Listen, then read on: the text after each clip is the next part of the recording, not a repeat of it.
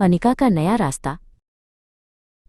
एक समय की बात है, एक विशाल और जीवंत देश था जिसका नाम भारत था।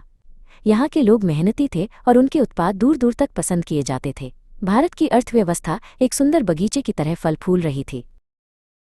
भारत का सबसे पुराना और बड़ा व्यापारिक मित्र अमेरिका था, जिसे हम एथन कहेंगे। एथन को भारत के कपड़ों, गहनों और अन्य खूबसूरत चीज़ों से बहुत प्यार था। उनका व्यापार एक मजबूत पुल की तरह दोनों देशों को जोड़ता था। लेकिन हाल ही में एक नए पड़ोसी दिमित्री रूस ने भारत को रियायती दरों पर तेल की पेशकश की। भारत को अपने लोगों के लिए ऊर्जा की ज़रूरत थी और दिमित्री का प्रस्ताव बहुत आकर्षक था। एथन को ये पसंद नहीं आया। उसे लगा कि भारत का दिमित्री से तेल खरीदना उसकी दोस्ती को कमज़ोर कर रहा है। एथन ने दिमित्री पर कुछ नियम लगाए थे और उसे लगा कि भारत उन नियमों को तोड़ रहा है। एथन को एक और चिंता थी। उसे लगा कि वो भारत से ज़्यादा चीज़ें खरीद रहा है, लेकिन भारत उससे उतनी चीज़ें नहीं खरीद रहा है। एथन चाहता था कि भारत उसके सोया, मक्का और दूध जैसे उत्पादों के लिए अपने बाजार खोले। लेकिन भारत यानी अनिका अपने किसानों की रक्षा करना चाहती थी।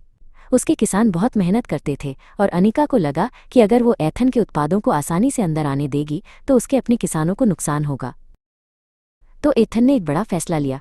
उसने भारत से आने वाली सभी चीज़ों पर एक भारी शुल्क लगा दिया, जिसे टैरिफ कहते हैं।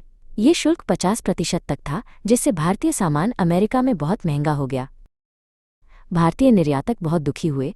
उनके सुंदर कपड़े, चमकीले गहने और स्वादिष्ट समुद्री उत्पाद अब एथन के देश में बहुत महंगे हो गए थे। उनकी बिक्री कम होने लगी। अनिका ने एथन से बात करने की कोशिश की। उसने कहा, ये अनुचित है, हम अपने राष्ट्रीय हितों से समझौता नहीं कर सकते। दोनों देशों के बीच तनाव बढ़ गया। लेकिन अनिका हार मानने वाली नहीं थी। उसने सोचा, अगर एथन मेरे सामान को नहीं चाहता तो मैं नए दोस्त और नए बाजार ढूंढूंगी।